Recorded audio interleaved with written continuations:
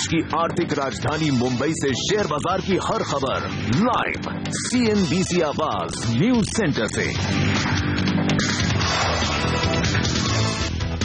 हफ्ते के पहले दिन कल भारतीय बाजारों ने दिखाया जबरदस्त सेल ऑफ, लेकिन ग्लोबल मार्केट से आज कुछ रिकवरी, कुछ स्टेबिलिटी के संकेत है। क्या भारतीय बाजार रिकवर कर पाएंगे?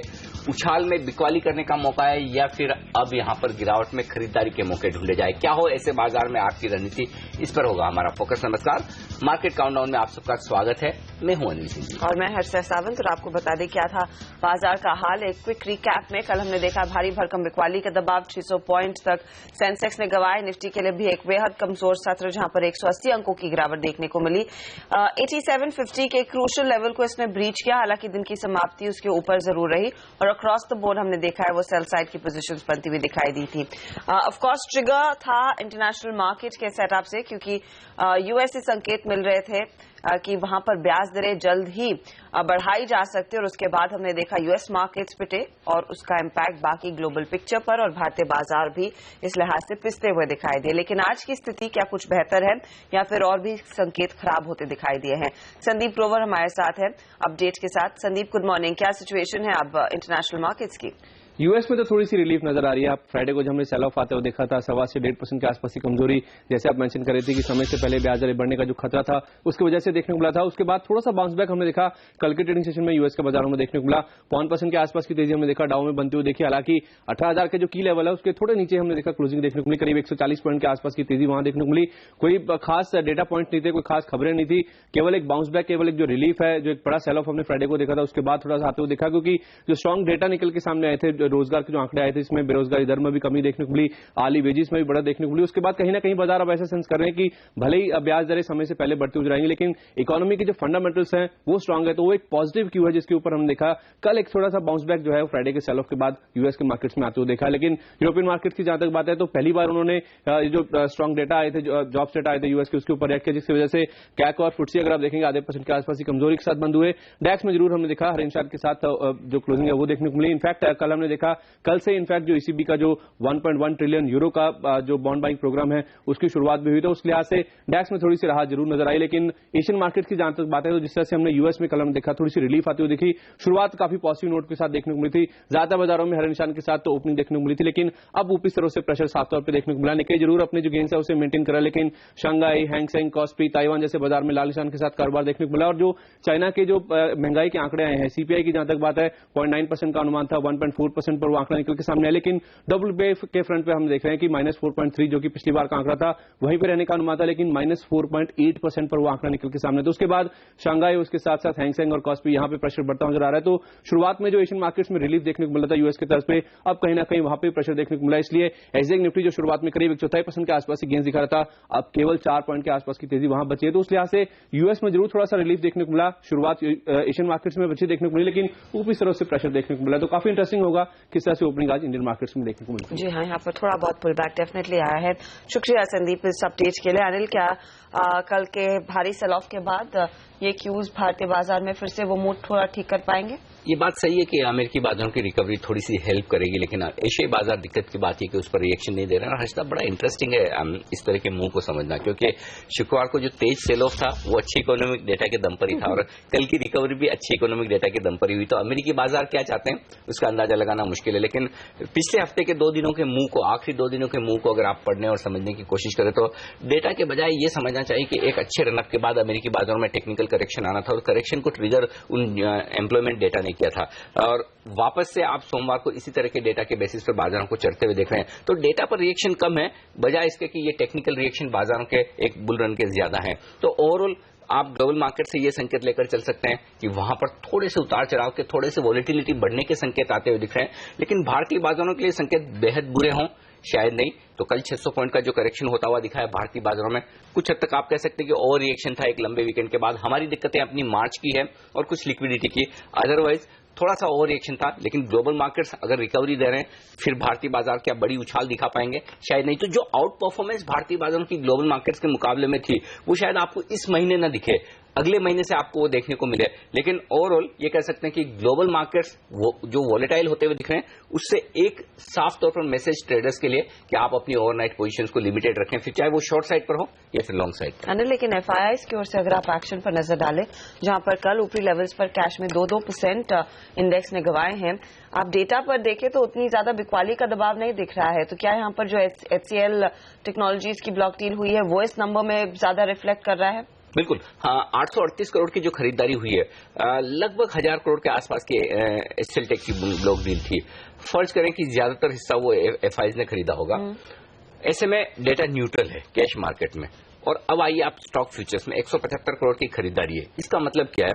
इसका मतलब है कि भले ही 838 करोड़ की खरीदारी नहीं है, इतनी बड़ी खरीदारी नहीं है, लेकिन कैश मार्केट में और स्टॉक फ्यूचर्स में एफआईज की बिकवाली नहीं है। ये एक पॉजिटिव संकेत है, क्योंकि एफआईज इन लेवल्स पर अपने स्टॉक्स नहीं बेच रहे हैं, अपने पोर्टफोलियो में जो शेयर उनके पास है वो बेचने के मूड में नहीं। तो फिर बाजार गिरा क्यों? क्योंकि 1885 करोड़ के इंडेक्स फ्यूचर्स बिकते हुए नजर आए, चाहे वो बैंक निफ्टी देख लें या फिर निफ्टी देख लें। इसका मतलब साफ है कि ब्रॉडर मार्केट के माहौल को लेकर एफआईज बहुत बुलिश नहीं है और उस लिहाज से इंडेक्स फ्यूचर्स बेच रहे हैं और अपने पोर्टफोलियो को हेज करने की कोशिश कर रहे हैं। लेकिन क्या इंडेक्स फ्यूचर बेचने में भी उनका कॉन्फिडेंस उतना ही है? वो भी नहीं है। वो इस लिहाज से कि आपको एक बड़ा आंकड़ा दिख रहा है खरीदारी का, 2950 करोड़ की खरीदारी आपको कैश मार्केट ऑप्शंस में दिख रही है।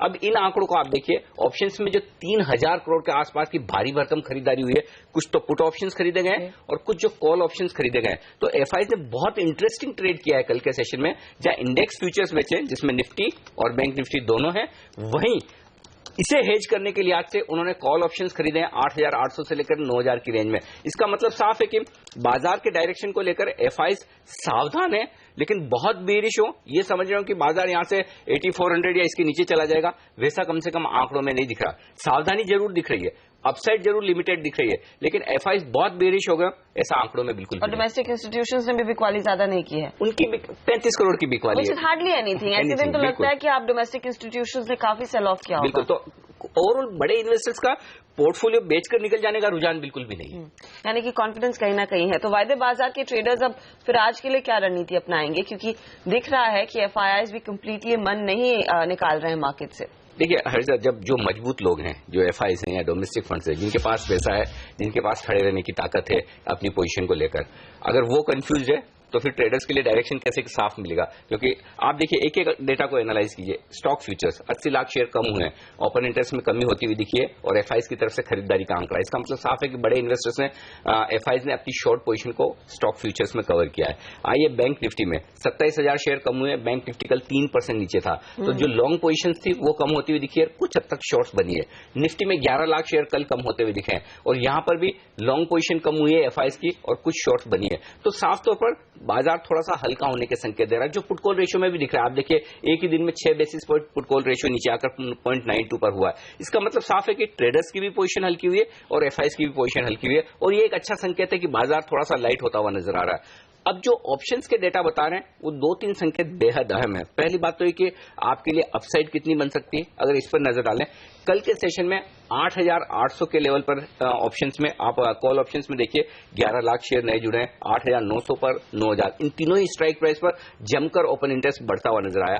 38 लाख शेयरों की पोजीशन बढ़ी है। इसका मतलब साफ है कि 8800 से लेकर 9000 ये रेंज है जहां पर बाजार बहुत थकेगा, अटकेगा और इसे पार करना बेहद मुश्किल होगा बाजार के लिए इस सीरीज में, क्योंकि एक बार ये आप जिस तरह से तेजी से गिर के आए, अब हर लेवल पर वहां पर शॉर्ट्स बनते हुए दिख रहे हैं। लोअर साइड पर कहां सपोर्ट आता हुआ दिख रहा है, और यहां पर एक दिक्कत की बात है, जहां हाईएस्ट ओपन इंटरेस्ट 8500 के लेवल पर बना हुआ है, लेकिन कल के सेशन में देखिए पुट में जो खरीदारी हुई है वो बहुत नीचे के लेवल पर हुई है।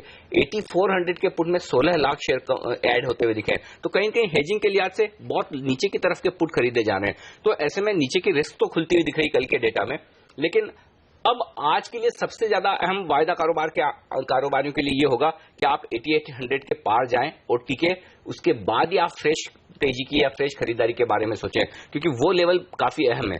पहले वो सपोर्ट का काम कर रहा था, अब उसके पार जाकर टिक पाना काफी मुश्किल होगा। तो वायदा कारोबार के आंकड़े ये बता रहे हैं कि संकेत पॉजिटिव इस लिहाज से कि ट्रेडर्स की पोजीशन कम हुई है और ट्रेडर्स काफी और पेसिमिस्टिक होते हुए दिखे, लेकिन डेटा साफ तौर पर बता रहे हैं कि बाजार जैसे जैसे रिकवरी दिखाएगा हर लेवल पर प्रेशर आता हुआ दिखेगा। यहाँ पर देखना होगा कि फिर उस लिहाज से अगर ऊपरी लेवल्स पर प्रेशर आ रहा है तो बाजार में कितना और नई खरीदारी आती दिखाई देगी, क्योंकि हमने कल देखा था वो थोड़ा बहुत मिसिंग था। क्या होगा आज का रवैया बाजार में? मार्केट काउंटडाउन में हमारे साथ हमारे एक्सपर्ट्स होंगे, वो बताएंगे आपको टेक्निकल स्ट्रैटेजी और साथ ही फंडामेंटल नजरिया।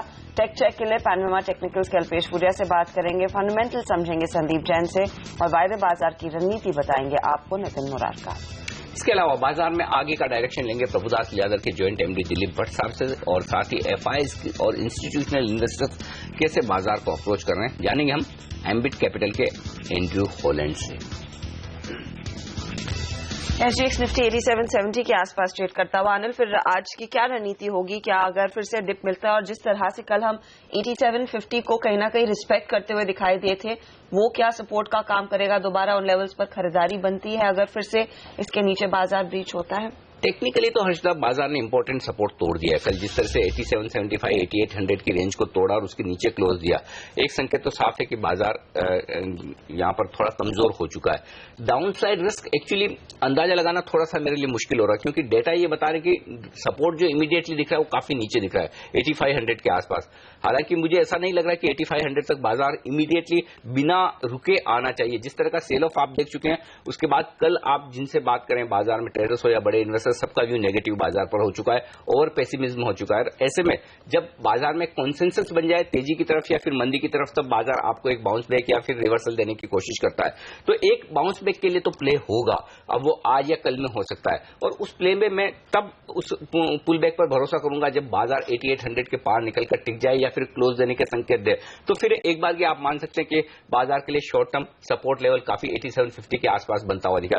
फर्ज करें आज बाजार सुस्त शुरुआत करता हुआ दिखे, पहले घंटे में आप देखिए बाजार का डायरेक्शन किस तरफ रहता है। अगर मजबूती की तरफ आए, 8800 के आसपास आए, तो वहां पर आप अपनी थोड़ी सी लॉन्ग पोजीशन को हल्की करने की कोशिश करें।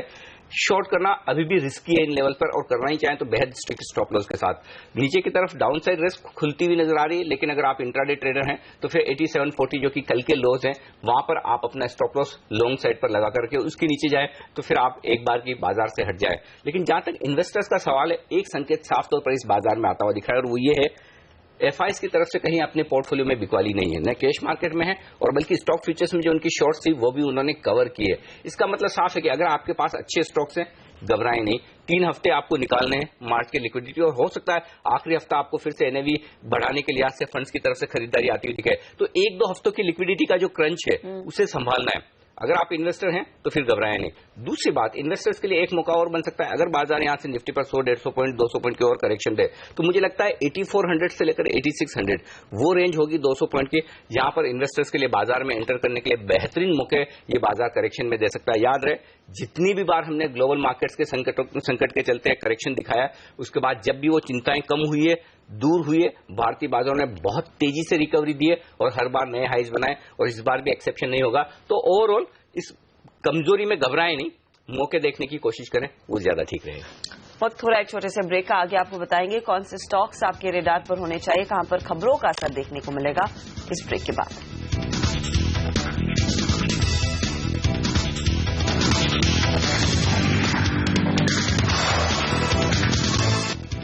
कल की भारी बिकवाली के बाद आज थोड़ी सी स्थिति बेहतर दिख रही है एसजीएक्स निफ्टी पर, क्योंकि यूएस में हमने देखा है फिर से रिकवरी आई है। लेकिन आज किन स्टॉक्स पर आपकी नजर होनी चाहिए, कहां है आज ट्रेड का मौका, उस पर एक चेक लेते हैं। वरुण दुबे, सोनम मेहता हमारे साथ मौजूद है। Good morning. Good morning. शुरुआत HCL टेक के साथ करेंगे। कल स्टॉक काउंटर में एक ब्लॉक डील हुई थी जहां पे एक छोटे प्रमोटर की तरफ से बिकवाली हुई है। शिवनादर फाउंडेशन, जिनके पास 0.80% की हिस्सेदारी थी कंपनी में, इन्होंने अपनी पूरी की पूरी हिस्सेदारी कंपनी में बेच दी है। लगभग 56 लाख शेयर जो बेचे गए हैं 1980 रुपए प्रति शेयर पर। वही ऑल इंपॉर्टेंट स्पेक्ट्रम ऑक्शन पे एक अपडेट ले लेते हैं। अब तक करीब 31 राउंड खत्म हो चुके हैं बिडिंग के, और सरकार को अब तक करीब 94,000 करोड़ रुपए की बिड्स मिल चुकी है, और काफी एग्रेसिव यह बिडिंग देखने मिल रही है, और सबसे एग्रेसिव 900 मेगाहर्ट्ज में बिडिंग देखने मिल रही है। कोल ब्लॉक ऑक्शन का भी एक अपडेट ले लेते हैं, जहां पे कोल सेक्रेटरी के मुताबिक इस कोल ब्लॉक ऑक्शन से सरकार लगभग 2 लाख करोड़ रुपए जुटा पाएगी, ई ऑक्शन के जरिए, रॉयल्टी और अपफ्रंट पेमेंट के जरिए। साथ ही का अपडेट ले ले तो मोनत पावर ने यहां पर उत्कल सी ब्लॉक जीत लिया है 770 रुपए प्रति टन पर, और इसी की वजह से मोहत इस्पात एनर्जी का काउंटर फोकस में रहना चाहिए। साथ ही खबरें ऐसी है कि मोहत इस्पात एनर्जी अपने मोनत पावर में कुछ हिस्सेदारी बेचने की योजना बना रहे हैं अपने प्लान्स को फंड करने के लिए। आपको बता दूं, मोनत इस्पात एनर्जी की हिस्सेदारी मोनत पावर में 87.5% की है। इसके अलावा दिग्गज प्राइवेट बैंक आईसीआईसीआई बैंक पे आपकी नजर होनी चाहिए क्योंकि Q3 में इस कंपनी की जो एनपीए है वो करीब 3.4% से 3.4% के ऊपर पहुंच गए थे और अब इस एनपीए की रिकवरी के लिए दरअसल ये बैंक एक स्पेशल वर्टिकल सेटअप करने जा रहा है ताकि अपनी जो बैड लोन्स है उसमें यहाँ कमी कर सके।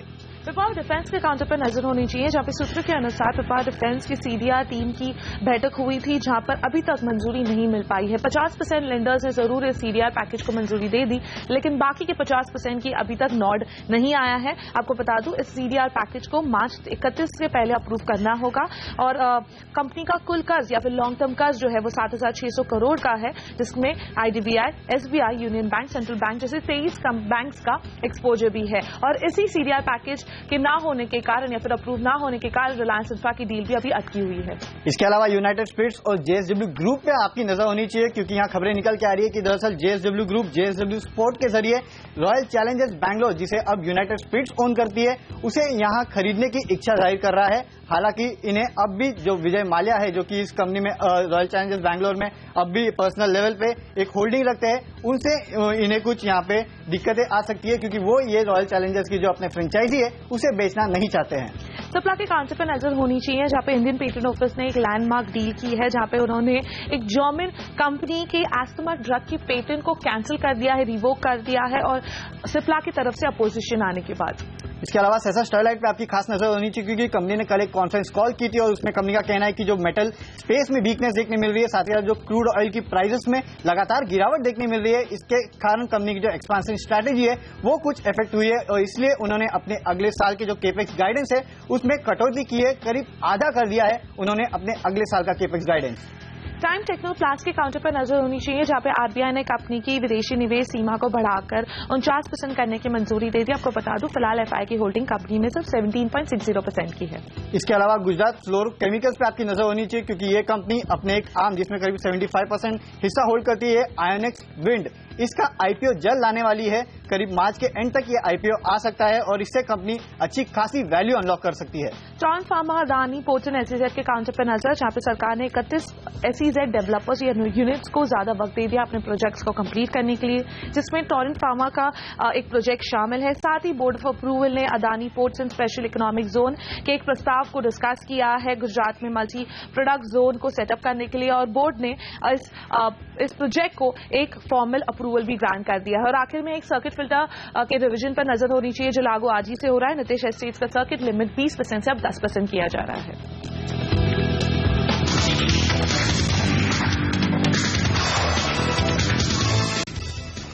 हमारे एक्सपर्ट्स हमारे साथ जुड़ रहे हैं जो देंगे हमें आज के सेशन की रणनीति तकनीकी नजरिया हमें बताएंगे पेनोरामा टेक्निकल्स के अल्पेश हुरिया और फंडामेंटल नजरिया हम लेंगे ट्रेड स्विफ्ट ब्रोकिंग के संदीप जैन से।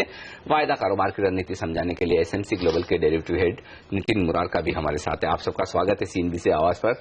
नितिन, शुरुआत आपके साथ की जाए, क्या संकेत मिल रहे हैं कल के सेशन से वायदा कारोबार के लिए, और अगर आज फिर से एकदम फ्लैट शुरुआत होती दिखे निफ्टी पर कोई खास उतार चढ़ाव के बगैर, क्या ट्रेड लेंगे आप शुरुआती कारोबार में? देखिए जी, कल के अगर डेटा से देखिएगा तो मैक्सिमम डेटा नेगेटिव है। सबसे पहले हम लोग एफआईज के डेटा में आते हैं जो करीब 1900 करोड़ के आसपास की सेल फिगर आप देख रहे हैं। इसमें अगर आप देखिएगा तो टोटल मिला के 19.5 लाख शेयर उनके बिके हैं और जिसमें से आप अगर अलग अलग देखते हैं तो करीब 11 लाख शेयर उन्होंने लॉन्ग अनवाइंडिंग करी है, यानी कि जो लॉन्ग पोजीशन थी वो काटी है और करीब 8.5 लाख शेयर उन्होंने फ्रेश शॉर्ट पोजीशन बनाई है। अगर उनका ओपन इंटरेस्ट देखिएगा तो परसों के कंपैरिजन में कल ओपन इंटरेस्ट कम हुआ है। ओवरऑल निफ्टी का भी ओपन इंटरेस्ट कम हुआ है। उसका मेजर रीजन है कि एफआईज ने अपनी लॉन्ग अनवाइंडिंग करी है, बट नेट उन्होंने फ्रेश शॉर्ट भी ऐड किया है।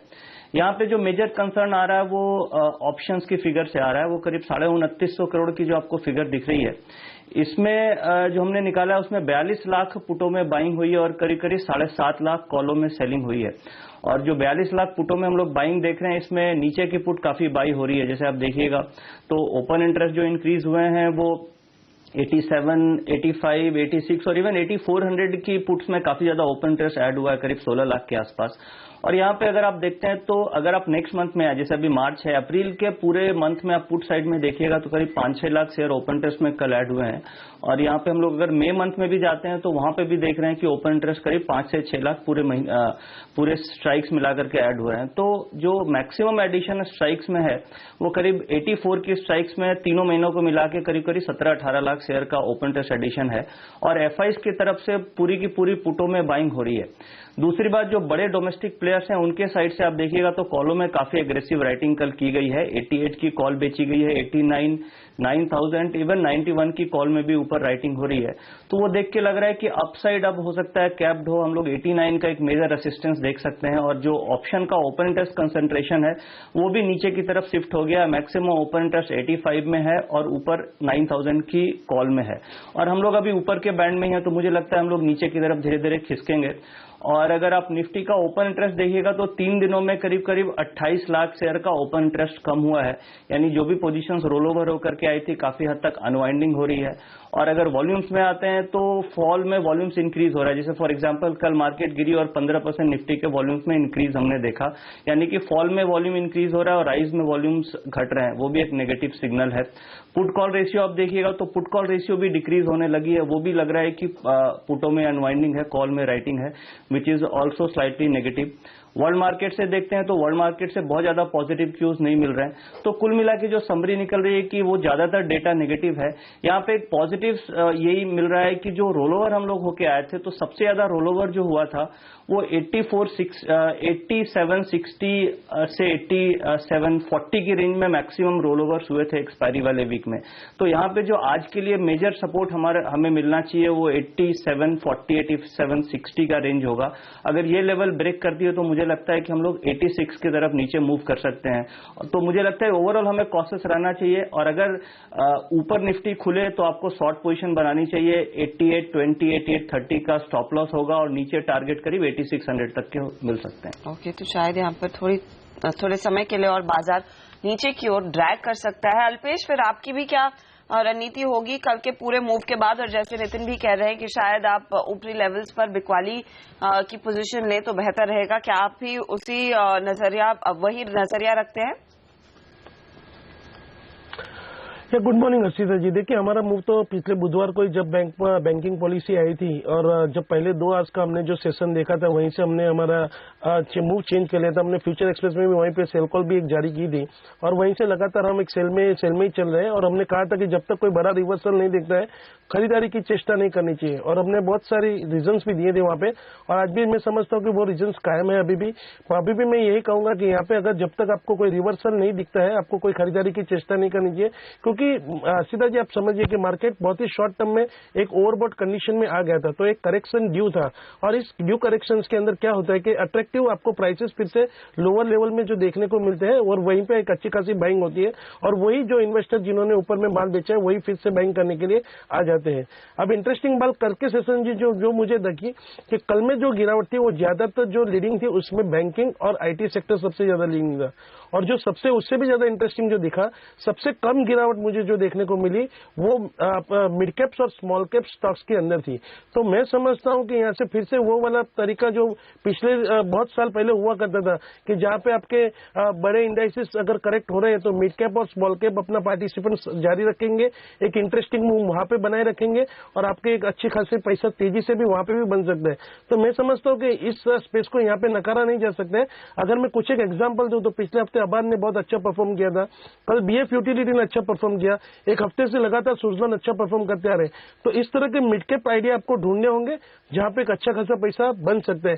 तो हम एकदम नहीं कह सकते कि हम प्योरली नेगेटिव में है, मतलब यहाँ पे पैनिक वाली बात नहीं है। और अब मैं अगर लेवल की बात करूं तो मैं समझता हूं यहाँ पे 8700 बहुत ही शॉर्ट टर्म के लिए एक स्ट्रांग सपोर्ट बनना चाहिए।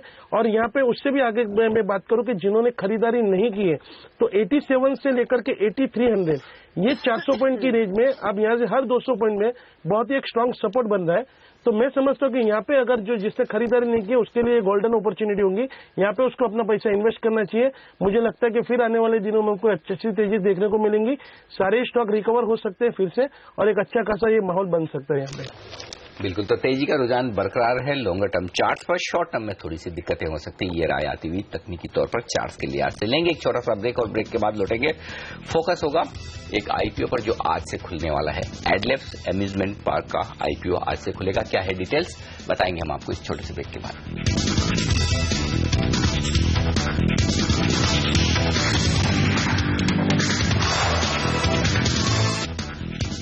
बाजार हमने देखा है पिछले कुछ दिनों से एक्टिव जरूर है। कल भले ही यहाँ पर भारी भरकम बिकवाली का दबाव देखने को मिला हो, लेकिन इंटरेस्ट यहाँ पर बनता हुआ दिखाई दे रहा है और खास तौर से आईपीओ मार्केट भी अब गर्मा रहा है। अम्यूजमेंट पार्क इमेजिका को चलाने वाली कंपनी एडलैब्स एंटरटेनमेंट का आईपीओ आज खुल रहा है। क्या फिलहाल प्राइस बैंड है, क्या करेगी कंपनी और कितना पैसा रेज करने का इरादा है? वरुण हमारे साथ मौजूद है इसी पर जानकारी देने के लिए। वरुण, गुड मॉर्निंग, बताइए क्या है कंपनी के प्लान्स? Good morning Harshada. देखिए, वंडरला के बाद इस स्पेस में दरअसल ये दूसरा आईपीओ है और अगर इस कंपनी की अगर हम बात करें तो 2 थीम पार्क्स ये कंपनी ओन करती है, जिसमें इमेजिका थीम पार्क ये एक बहुत बड़ा ब्रांड है, एक बहुत बड़ा नाम है जिससे आप इस कंपनी को डायरेक्टली रिलेट कर सकते हैं। इसके अलावा एक होटल भी है जो कि कंपनी का मार्च 2015 में ऑपरेशनल होने वाला है। जहां तक इशू की बात करें तो आज इस कंपनी का आईपीओ ओपन होगा और इस कंपनी का जो आईपीओ है वो 12 मार्च को बंद होगा। करीब 20.3 मिलियन शेयर्स यहाँ इशू किए जा रहे हैं। जो प्राइस बैंड है वो 221 से 230 रुपीज का रखा गया है।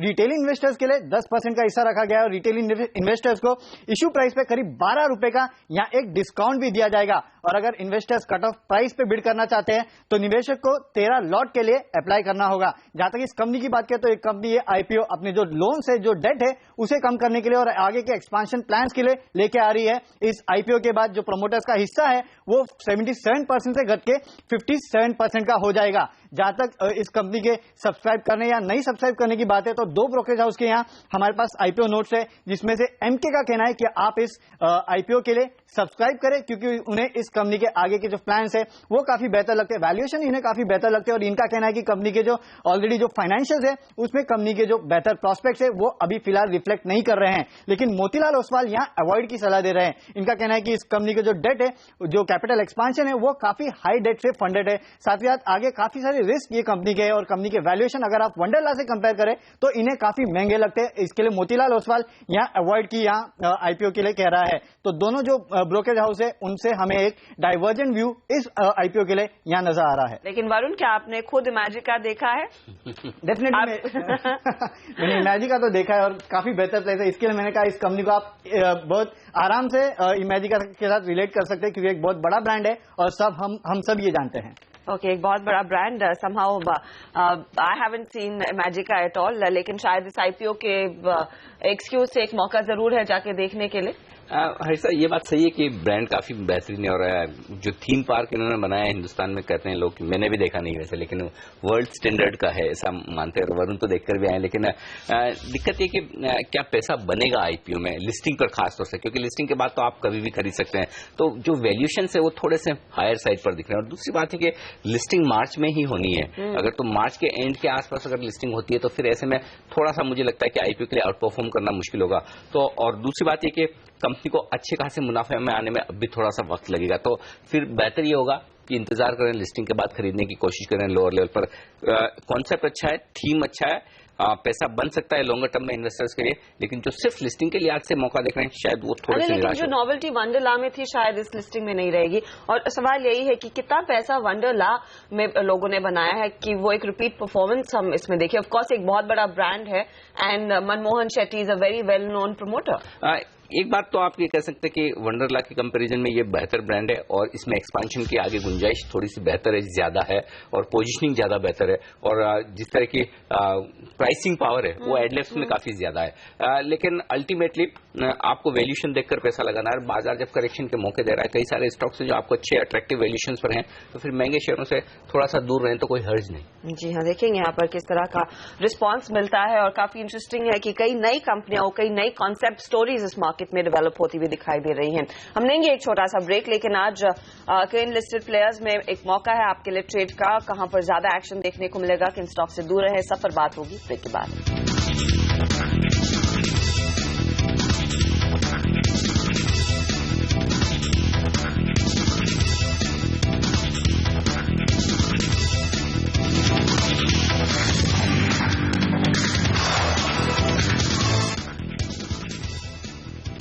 600 पॉइंट की कल की भारी भरकम गिरावट के बाद आज बाजारों का डायरेक्शन कैसा रहेगा, ये जानने की कोशिश हम कर रहे हैं। हमारे साथ संदीप जैन, नितिन मुरारकर और अल्पेश कुरिया है। संदीप, आप कैसे देख रहे हैं बाजारों के कल के तेज सेल ऑफ को, और अब इस लेवल पर आप क्या राय देंगे ट्रेडर्स और इन्वेस्टर्स दोनों को बाजार में? मुझे ऐसा लगता है कि बिकवाली पे डिक्लाइंस पे बाइंग करनी चाहिए, बाय ऑन डिक्लाइंस की रणनीति अपनानी चाहिए। ओवर रिएक्शन था, मुझे लग रहा है कहीं ना कहीं मार्केट्स एक एक्सटेंडेड वीकेंड के बाद खुले भी थे और यूएस मार्केट्स में भी नेगेटिव क्यूज थे और ओवरऑल इंटरनेशनल मार्केट्स में। बट मुझे ऐसा लगता है कि 8650, 8680 यहाँ पे एक अच्छा सपोर्ट लेना चाहिए। और कल भी जिस तरीके से सेल ऑफ आया है वो ओवर रिएक्शन की वजह से आया, और मुझे लगता है कि जो यूएस वाली जो न्यूज थी वो भी इतनी जल्दी मुझे नहीं लगता कि इंटरेस्ट रेट्स यूएस बढ़ाएगी, क्योंकि पहले उन्होंने जब अनाउंस किया कि जून तक या मिड ऑफ द ईयर तक कुछ नहीं करेंगे, तो आई डोंट थिंक कि इतनी बड़ी इकोनॉमी और इतनी बड़ी फेड की जनरली इतनी इजीली ये लोग अपने स्टैंड पे चेंज करते हैं। तो मुझे लगता है कि ओवर रिएक्शन था, बिल्कुल बाइंग करनी चाहिए लोअर लेवल्स पे। आप कह रहे हैं यहाँ पर खरीदारी करनी चाहिए, लेकिन जिस तरह से यहाँ पर बैंकिंग काउंटर्स बिखरे हैं, बैंक निफ्टी पर नितिन, सबसे पहले मैं आपकी राय लेना चाहूंगी। क्या स्टांस आप लेना चाहेंगे? कि आपको भी लग रहा है कि एक और गहरी मार पड़ती हुई दिखाई देगी यहाँ पर? ये सबसे कमजोर कड़ी है इस मार्केट की। देखिए हर्षदा, अगर आप बहुत ज्यादा शॉर्ट टर्म में देखिएगा तो 3 दिनों में ओपन इंटरेस्ट करीब 3 लाख शेयर ऐड हुए हैं। कल ओपन इंटरेस्ट कम हुए हैं करीब 26,000 शेयर्स। बट अगर आप जब से रेट कट हुआ उस समय से आप देखें तो करीब 3 लाख शेयर ओपन इंटरेस्ट में ऐड हुए हैं। अगर आप निफ्टी में देखिएगा तो 28 लाख शेयर ओपन इंटरेस्ट में कम हुए, यानी निफ्टी में लॉन्ग अनवाइंडिंग हुई, बट बैंक निफ्टी में शॉर्ट बिल्डअप हुए हैं। और बैंक निफ्टी का जो हाई था वो करीब 20,750 740 के आसपास फ्यूचर में हाई लगा था। तो काफी ज्यादा शॉर्ट पोजीशन लास्ट 2-3 दिनों में बनी है रेट कट आने के बाद, और हम लोग देख रहे हैं कि अनवाइंडिंग नहीं हो रही है पोजीशन। कल केवल 26,000 बैंक निफ्टी कटी है, तो अभी भी लग रहा है कि शॉर्ट पोजीशन कंटिन्यू हो रही है। और उसको देखते हुए मुझे लगता है कि बैंक निफ्टी में अभी थोड़ा प्रेशर रहना चाहिए, क्योंकि जिस तरीके से जो बैंकिंग के जो मेजर कंट्रीब्यूटर्स हैं, जो वेटेज हैं बैंक निफ्टी में, जैसे आप देखिएगा एक्सिस बैंक है, आईसीआईसी बैंक है, एसबीआई है, इनमें सब में लॉन्ग अनवाइंडिंग हो रही है या शॉर्ट बिल्डअप हो रहा है। तो मुझे लगता है कि बैंक निफ्टी का जो नीचे सपोर्ट लेवल है वो करीब नीचे 18,750 से लेकर 18,800 की रेंज में आता है। तो मुझे लग रहा है कि वो लेवल एक बार रीटेस्ट हो सकता है। ऑप्शंस में देखेंगे तो कल फिर से कॉलों में राइटिंग हुई है। कॉलों में राइटिंग 19,000, 19,500 एंड 20,000 इनकी स्ट्राइक्स में कॉल राइटिंग है। और पुट में जो बाइंग है वो करीब 18,500 और 18,000 की पुटों में कल एडिशन देखा है, बाइंग देखी गई है। और इवन 19,000 की जो पुट है उसमें अनवाइंडिंग हुई है। तो नेट डेटा देख के लग रहा है कि दबाव रह सकता है, और नीचे हम लोग करीब 18,750 का जो सपोर्ट लेवल है वो बैंक निफ्टी में टेस्ट कर सकते हैं। आईसीआईसीआई बैंक, संदीप, इस पर आपसे राय लेना चाहता हूं। इंटरेस्टिंग खबर आ रही कि पिछली तिमाही में जिस तरह से आईसीआईसीआई बैंक के एनपीए 3.5% के आसपास आते हुए दिखे थे, मैनेजमेंट को चिंता है, एक अलग वर्टिकल बनाया है रिकवरी के लिए। इसे पॉजिटिव देखेंगे कि एनपीए की रिकवरी करने की कोशिश बैंक की तरफ से होती हुई दिख रही, या फिर नेगेटिव देखेंगे कि एनपीए इस लेवल पर है कि बैंक को एक अलग वर्टिकल बनाकर उसे रिकवर करने की चिंता करनी पड़ रही है? क्या न्यूज का किस तरह से एनालिसिस करेंगे, पॉजिटिव या नेगेटिव? और आईसीआईसीआई बैंक में क्या रणनीति लेकर चलेंगे आप? आई विल रिएक्ट पॉजिटिवली, क्योंकि कोई प्रॉब्लम को आइडेंटिफाई करके और उस प्रॉब्लम के ऊपर सोल्यूशन पे फोकस करना, ये एक पॉजिटिव साइन है। और बैंक, इनफैक्ट आईसीआईसीआई बैंक ने पास्ट में जो एग्रेशन था पिछले 8-10 सालों में, इनफैक्ट प्राइवेट बैंक्स को, आज भले येस बैंक, इंडसइंड बैंक और एचडीएफसी बैंक ये सब फेवरेट्स है, बट ओवरऑल जो एग्रेशन और जो प्राइवेट बैंकिंग में जो पुश आया है वो ओवरऑल आईसीआईसीआई बैंक को ही उसकी श्रेय देनी पड़ेगी। और मुझे ऐसा लगता है कि पास्ट की एग्रेशन की वजह से इनके एनपीएस के लेवल्स हायर रहे, बट अब मुझे लगता है कि आने वाले दिनों में आईसीआईसीआई बैंक वापस से अपनी पास्ट जो ग्लोरी है वो रिगेन करेगी। और मुझे ऐसा लगता है कि इन लेवल्स पे आईसीआईसीआई बैंक को बिल्कुल खरीदना चाहिए। अगर प्राइवेट सेक्टर बैंक्स में कोई बैंक अच्छी लगती है तो मुझे आईसीआईसीआई बैंक की अच्छी लगती है।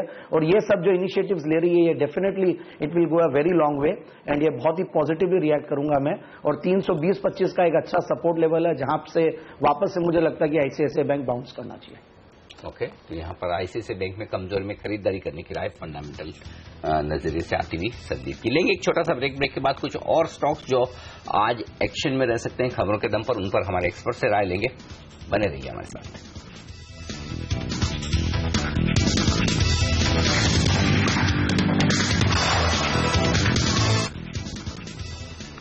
हमारे एक्सपर्ट्स हमारे साथ हैं संदीप जैन, अल्पेश फुरिया और साथ ही नितिन मुरारका। कुछ और स्टॉक जो आज एक्शन में रहने वाले हैं उन पर फोकस किया जाए। अब एक और स्टॉक अल्पेश जिस पर आपसे राय लेना चाहता हूं वो है मोनेट इस्पात, जहां पर एक और माइन खरीदने की बात आई और कल खबरें ये भी चल रही थी कि कुछ अपनी एसेट्स को बेचने की भी इनकी योजना है, कर्ज कम करने की कोशिश की जाएगी। स्टॉक में एक्शन होता हुआ दिखा है, ये जो कॉल ब्लॉक ऑक्शन होते हुए दिख रहे हैं।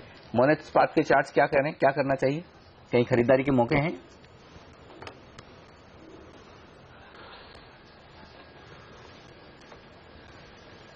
अनिल जी, इसकी प्राइस कहीं पे भी 65-66 लेवल की है जी? हाँ बिल्कुल वही।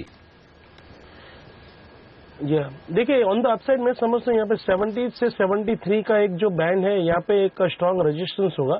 और अगर जिस तरह से अगर आपने यहाँ पे बताया कि इसमें अगर कोई पॉजिटिव न्यूज है, तो अगर ये लेवल को ये निकाल देता है तो मैं फिर समझता हूँ कि ऑन द अपसाइड में यहाँ पे जो एक राइस बनती है वो करीबन 85 से 88 लेवल के तक की आपको देखने को मिल सकती है। अगर इसकी थोड़ी बड़ी सी फ्रेम का चार्ट देखें तो यहाँ पे एक पॉजिटिव डाइवर्जन बन रहा है, तो बहुत कुछ इंडिकेट ये इस तरह से कर रहा है कि ऑन द अपसाइड में आपको 85 से 88 लेवल तक के लेवल्स यहाँ पे देखने को मिल सकते हैं। डाउन साइड में कहीं भी आप देखो तो 55 से 56 का जोन में इसने अच्छा खासा एक एक्यूमुलेशन हुआ है और यहाँ पे लगता है कि ये बैंड यहाँ पे जो है ये स्ट्रॉन्ग सपोर्ट का काम कर सकता है। ओके, तो यहाँ पर कुछ एक्शन डेफिनेटली बनने की संभावना है। सेसा स्टरलाइट, संदीप, इस पर आपकी क्या रणनीति रहेगी? कल हमने देखा यहाँ पर भारी भरकम शॉर्ट पोजीशंस बनी है, इनफैक्ट टॉप लूजर्स में शामिल था, और जिस तरह का एनवायरनमेंट देखने को मिल रहा है अब कमोडिटी साइकिल में, कंपनी ने अपने कैपेक्स को आधा किया है। याद रखिए, इसी ग्रुप की कंपनी केन इंडिया ने भी अपनी कैपेसिटी को आधे कर, इनफैक्ट 60% से कम करने का की इच्छा जताई थी पिछले कुछ दिनों में। तो क्या राय रहेगी सेसा स्टरलाइट पर इस समय, कितना और टूट सकता है? देखिए, मुझे लगता है यहाँ से और सेल ऑफ आना चाहिए और टूटना चाहिए, और मुझे लगता है कि इन्वेस्टर्स को इस पर्टिकुलर कंपनी पे अभी फोकस नहीं करना चाहिए, क्योंकि एक तो क्रूड ऑयल में है और मेटल्स में है, तो ओवरऑल ये दोनों ही काफी नेगेटिव दिख रहे हैं। तो मुझे ऐसा लगता है कि इस पर्टिकुलर कंपनी में बहुत ज्यादा पोटेंशियल मुझे नहीं लग रहा है और यहाँ से अच्छा खासा सेल ऑफ आ सकता है। हो सकता है कि यहाँ से 15-20% की फॉल और आ सकती है, तो बिल्कुल अवॉइड करना चाहिए। नया निवेश तो बिल्कुल भी नहीं बनता, और जिन्होंने कर रखा वो जहां पे भी उछाल आए मार्केट 1-2 दिन में जहां पे भी अगर उछाल देता तो वहां पे निकलने की कोशिश करे इससे। तो ऐसे में नितिन, वायदा कारोबार में बेस्ट शॉर्ट क्या है मेटल स्पेस में, और सामने किसी स्टॉक को शॉर्ट करके क्या जेएसपीएल लॉन्ग करेंगे आप? देखिए जी, सेसा स्टरलाइट मेरे समझ से शॉर्ट में बेस्ट होगा, क्योंकि इसमें ओपन इंटरेस्ट वाइज कल 408 लॉट का ओपन इंटरेस्ट एडिशन है और फंडामेंटल न्यूज भी नेगेटिव है, जैसे कि कैपेक्स गाइडेंस इन्होंने कम किया है। उसके बाद आयरन ओर प्राइसेस भी जो वर्ल्ड वाइड हैं वो काफी लो पे हैं। मार्च 2009 के बाद अभी के लोवेस्ट प्राइसेस पे हैं, $60 पर टन का रेट है, तो उससे भी इसको इम्पैक्ट मिलता है। तो फंडामेंटल न्यूज नेगेटिव है, टेक्निकली भी वीक है और डेरिवेटिव में भी ओपन इंटरेस्ट एडिशन है शॉर्ट साइड का। तो शॉर्ट साइड में आप सेसा स्टरलाइट जा सकते हैं। वही जैसे आपने ओवरऑल मेटल्स में बात करी, तो जिंदल स्टील एंड पावर को छोड़ के जितने भी स्टॉक हैं, जैसे टाटा स्टील लीजिए या एनएमडीसी है या फिर हिंडाल्को है, सब में हम लोग देख रहे हैं कि शॉर्ट पोजीशन बन रही है। But Jindal steel and power है, उसमें कंटिन्यूअस हम लोगों ने देखा कि लॉन्ग बिल्डअप है और लॉन्ग कैरी भी हो रहे हैं। और जैसा कि कोल ब्लॉक एलोकेशंस में सबसे ज्यादा बेनिफिट्स आपको जिंदल स्टील एंड पावर को मिला है, तो उसको देखते हुए पेयर ट्रेड के हिसाब से भी आपने सही बताया कि हम लोग जिंदल स्टील एंड पावर को लॉन्ग कर सकते हैं और सेसा स्टरलाइट को शॉर्ट कर सकते हैं। ओके, ये राय आती हुई मेटल स्टॉक्स पर, सेसा शॉर्ट करें, जेएसपीएल लॉन्ग करें, ये एक ट्रेड बन सकता है। लेंगे एक छोटा सा ब्रेक और ब्रेक के बाद लौटेंगे तो लेकर आएंगे आपके लिए प्री ओपनिंग सेशन, बताएंगे आपको भारतीय बाजारों की कैसी होगी शुरुआत। एसडीएक्स निफ्टी 5 अंक ऊपर, प्री ओपनिंग सेशन और साथ ही रुपए की शुरुआत और पहला सौदा छोटे से ब्रेक के बाद।